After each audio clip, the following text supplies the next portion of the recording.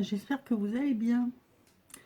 Alors aujourd'hui je vais vous faire une vidéo un peu particulière parce qu'en fait c'est une vidéo qui m'a été demandée par, enfin un tuto qui m'a été demandé par Nathalie G.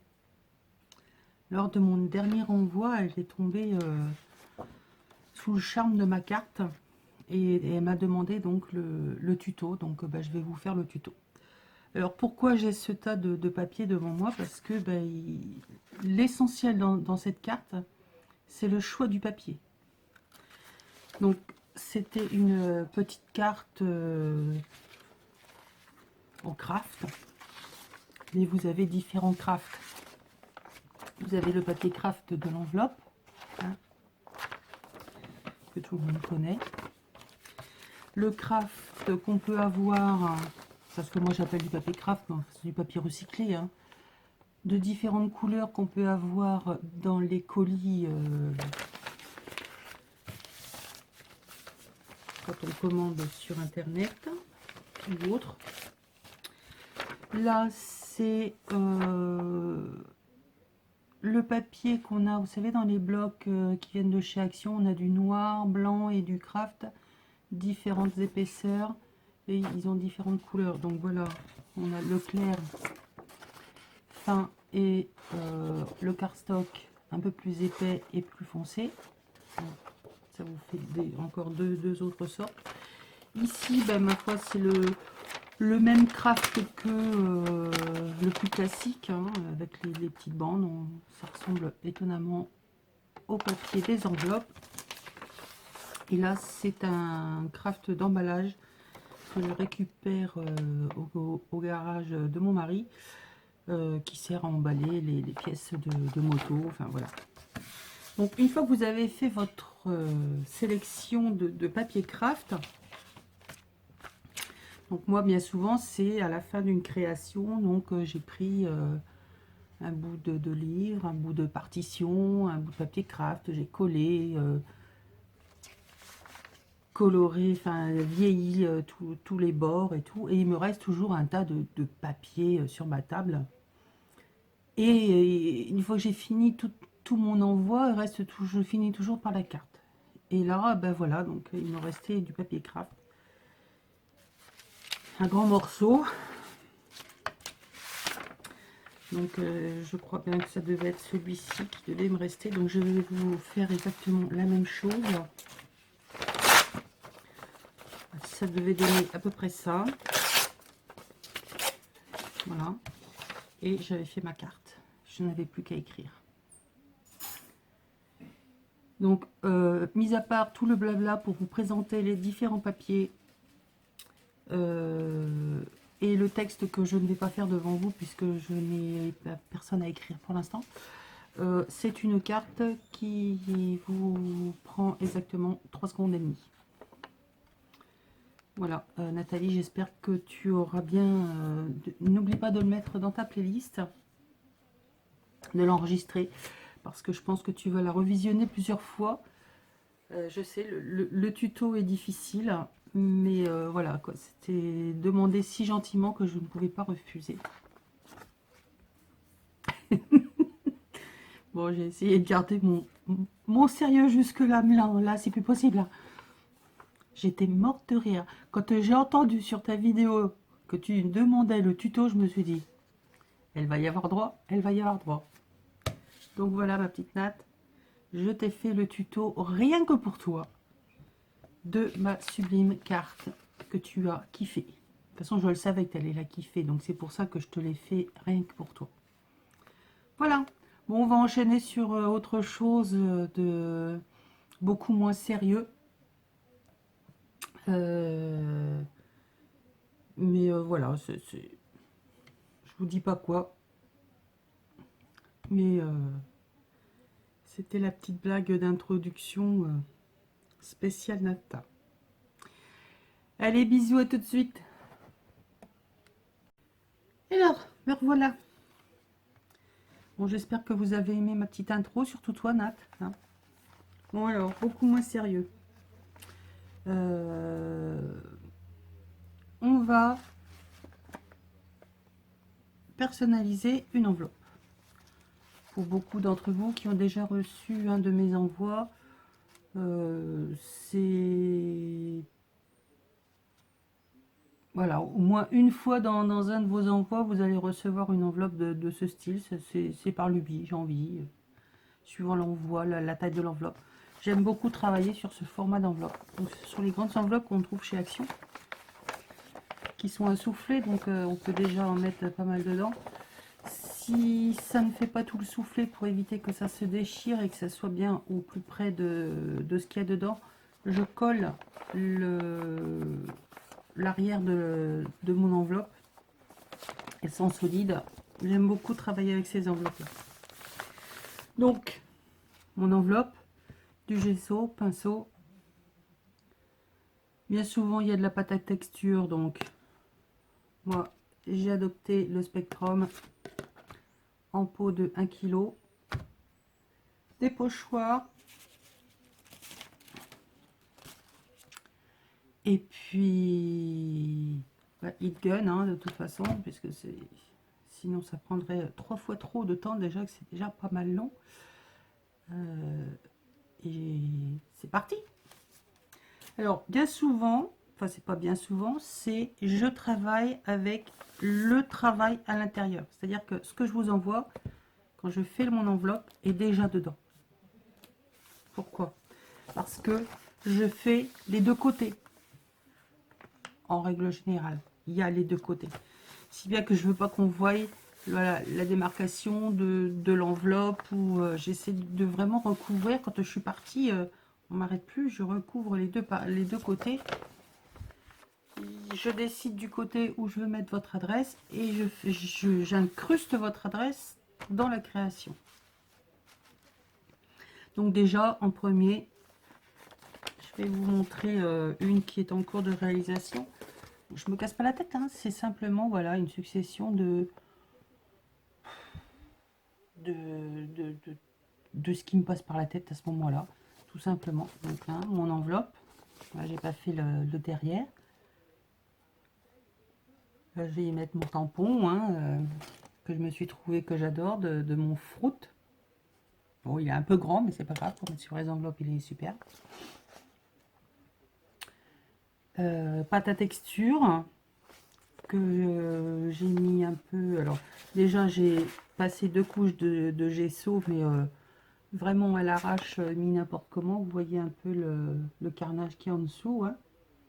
J'ai passé de l'encre vite fait dessus. Au pochoir, hein, j'ai fait toutes les petites feuilles, alors en vert, en orange, jaune, puisque c'est l'automne.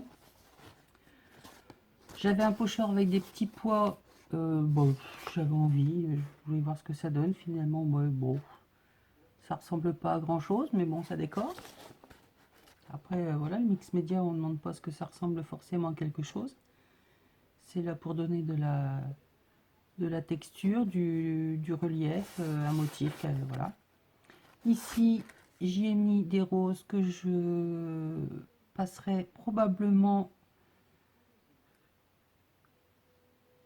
à l'aquarelle. Parce que la pâte à texture boit l'aquarelle. J'adore. Voir l'effet que ça fait quand ça absorbe, c'est génial. Alors on peut en remettre, mettre plus ou moins d'eau bien sûr, et vous pouvez faire vos nuances comme ça. Et puis qu'est-ce que j'ai fait d'autre? Ben là, mon espèce de je sais pas quoi, c'est parce qu'il me restait de la pâte à structure et que je ne voulais pas la remettre dans le pot parce qu'elle était un peu sèche, ni la jeter parce que j'aime pas. Donc voilà, j'ai fait un patouillage en plein milieu. Et donc ici, ce sera l'adresse de la personne. Pour qui c'est, pour l'instant, je n'en sais strictement rien. Alors je vous dis que d'habitude, je le fais avec le truc fermé. Mais voilà, je fais ce que je dis parce que je fais. Voilà, ouais, on a encore un exemple. Donc ça, elle est à moitié finie. Hein. Il y a encore du travail. Là, voilà où je vais vous emmener. Oh, excusez-moi. Donc là, j'ai passé au gesso 2 fois. J'ai fait mon pochoir pâte à structure. Donc là, j'ai pris, c'est des grands pochoirs A4 qui ont déjà un univers de créer. Hein, une scène. Hein. Donc là, c'est des feuillages, des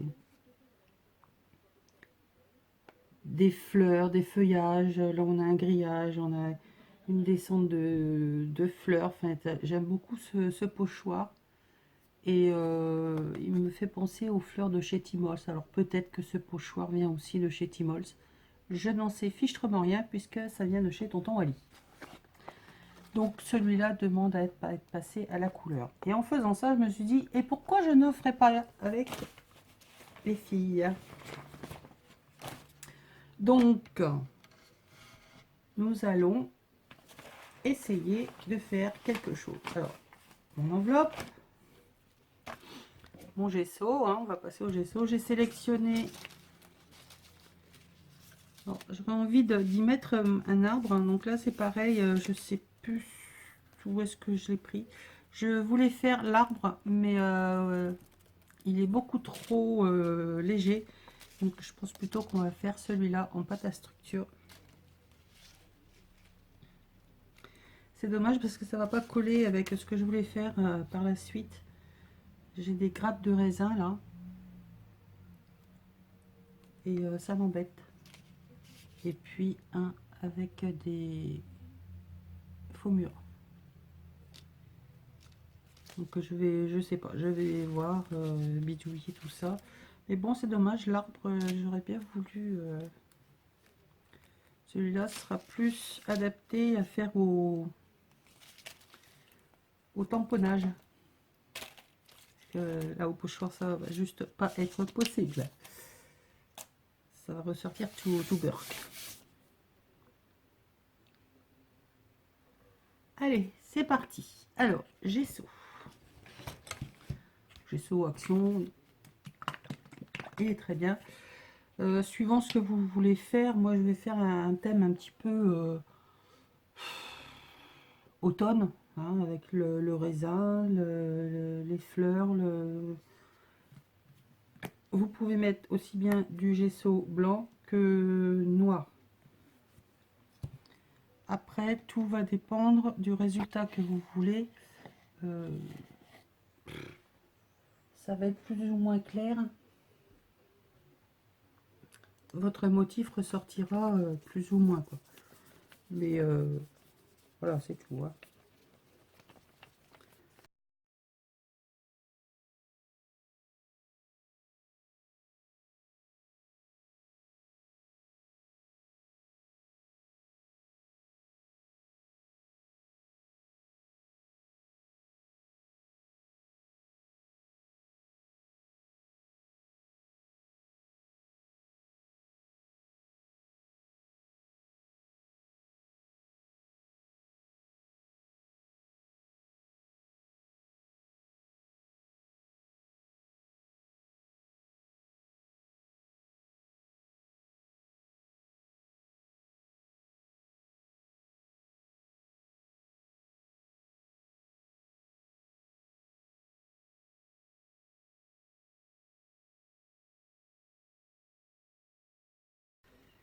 Alors donc j'ai fait, je sais plus où je m'en suis arrêtée, on avait fait là, oui j'étais finir de mettre de l'autre côté.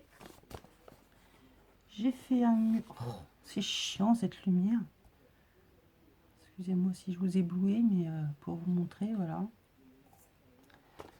Donc voilà, j'ai mis des descentes d'arbres de chaque côté. Avec le pochoir mur, j'ai fait un muret tout en bas. Et donc là, on va passer à la phase je mets en couleur pour le fond. Ouais, on va rester comme ça. Non, parce que moi, j'y vois rien non plus, alors forcément. Donc, j'ai repassé un coup de gesso et séché. Ouais. Ce que j'ai pu parce que c'est trempé. Enfin, trempé. Non, mais il y a déjà de... En fait, le poids de l'enveloppe est déjà rien que dans le travail.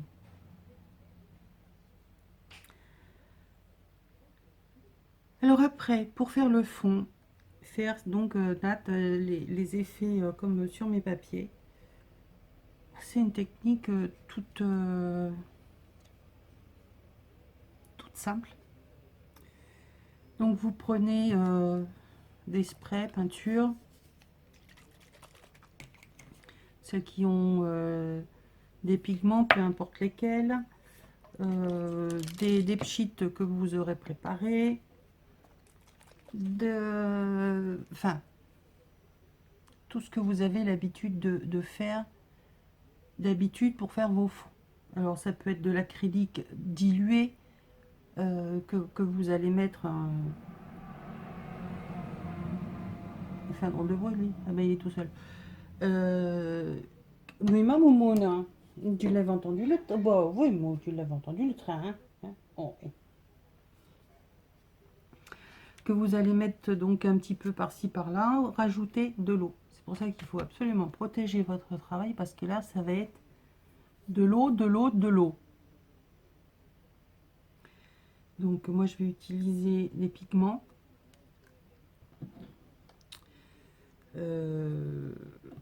Et puis voilà. Donc on va partir sur une idée que c'est l'automne. Hein. Donc c'est tout dans les tons jaune, orange, rouge, encore vert, des nuances dans toutes ces couleurs. Donc allons-y gaiement.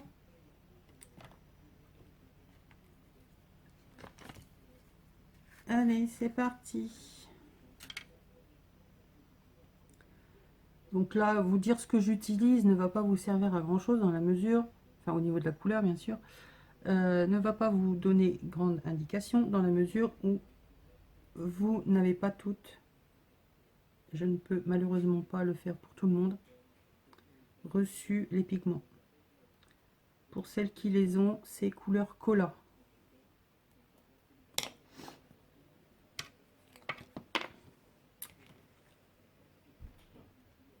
Couleur cola. Alors déjà, rien que dès qu'il y a de l'humidité, on voit déjà apparaître la couleur. Ça boit l'eau. C'est un truc de fou. On va mettre deux couleurs, comme ça on va bien voir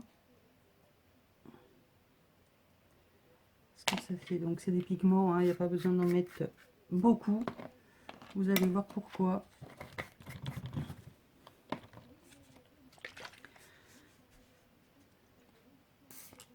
Et là, je mets de l'eau. Et je n'hésite pas à mettre de l'eau.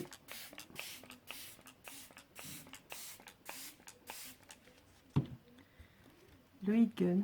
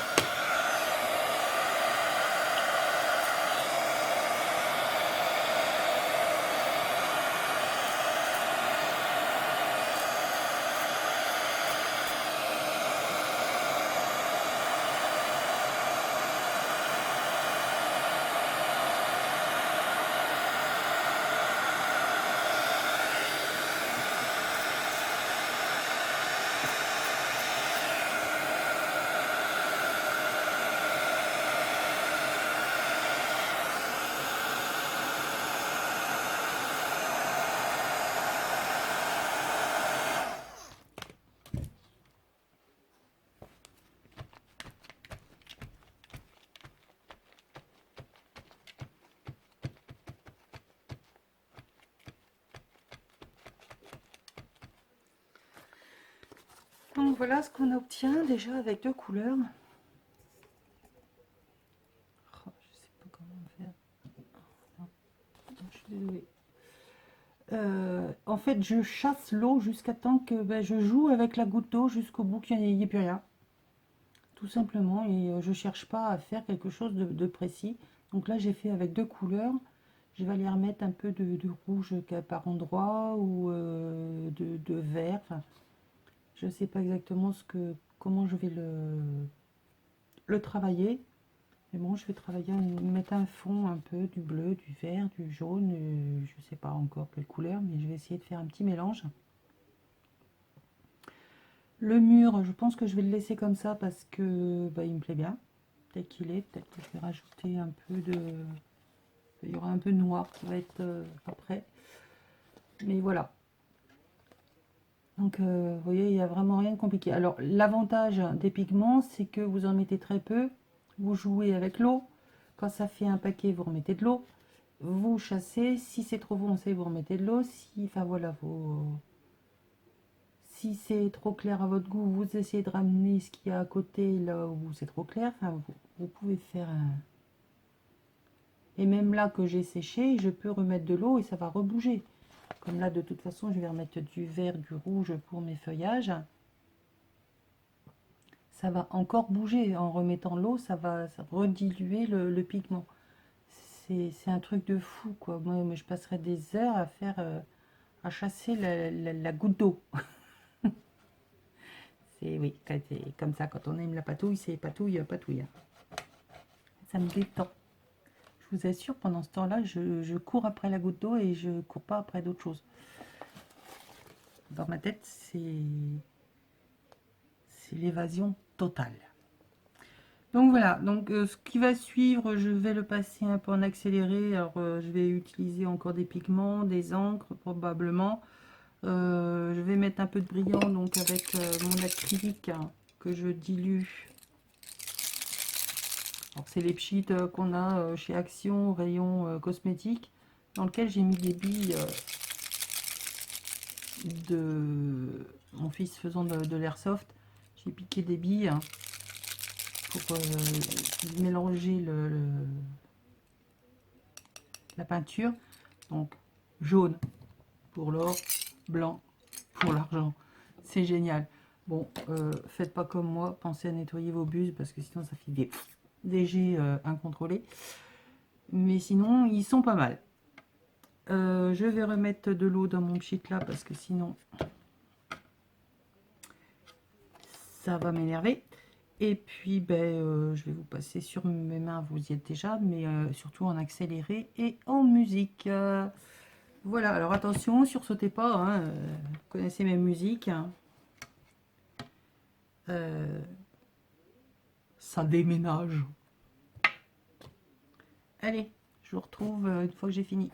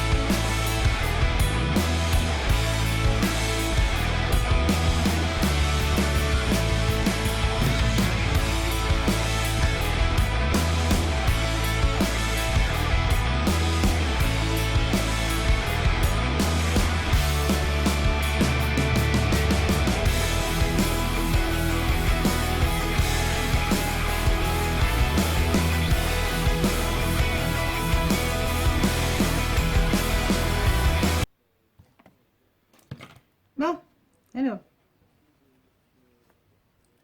je m'en suis collé partout. Alors, un truc que j'ai oublié de vous dire, qui m'arrive régulièrement, je le sais, hein, mais je le fais quand même. c'est que quand vous mélangez beaucoup de couleurs, je ne vais pas vous faire un cours sur les couleurs, hein, le mélange des couleurs. Vous savez que voilà, le jaune et le bleu, ça fait du vert.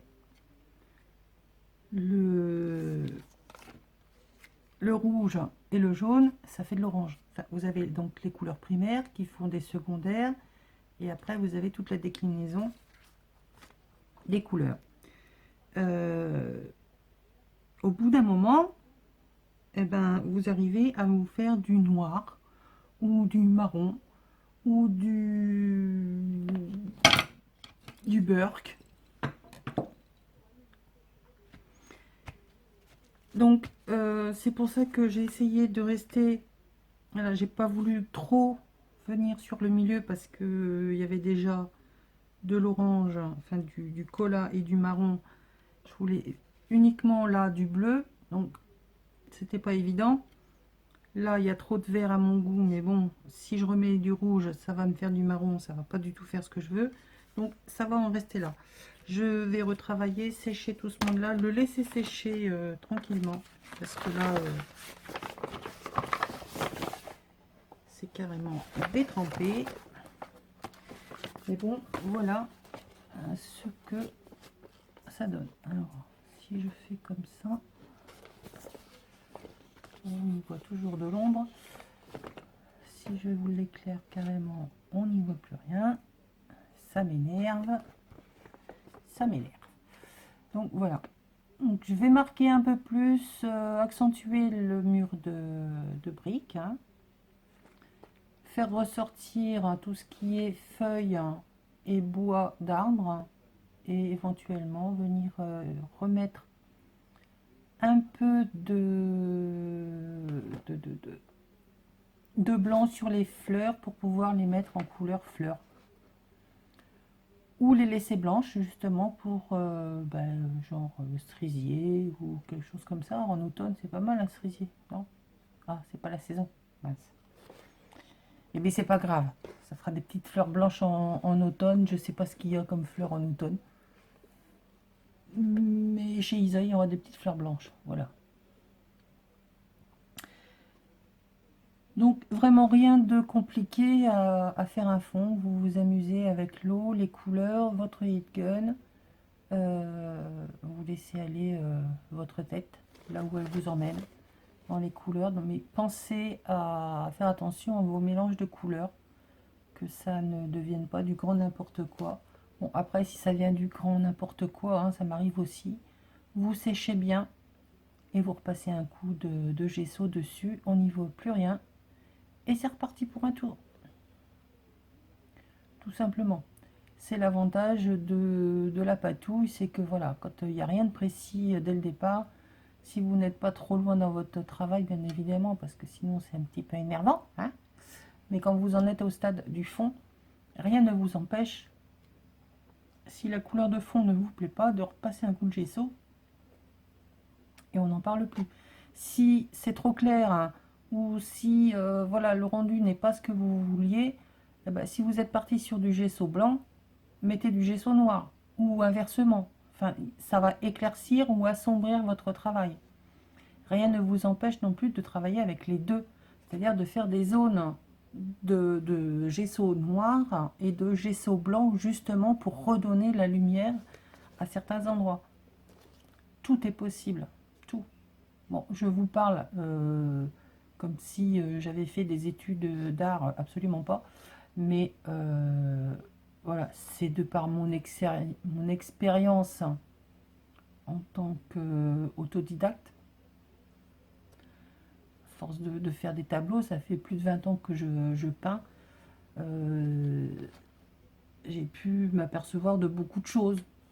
Les erreurs que j'ai pu faire, d'autres que, voilà, que je fais encore, hein, que je ferai de toute façon, on en fait toujours. En peinture, il n'y a rien de défini. Je ne suis pas une artiste confirmée. Voilà, je fais ce qui me plaît comme j'en ai envie. Voilà, je vous retrouve quand tout aura pris un peu plus forme au niveau de de tout ça et je vais laisser sécher et puis je vous retrouve un peu plus tard.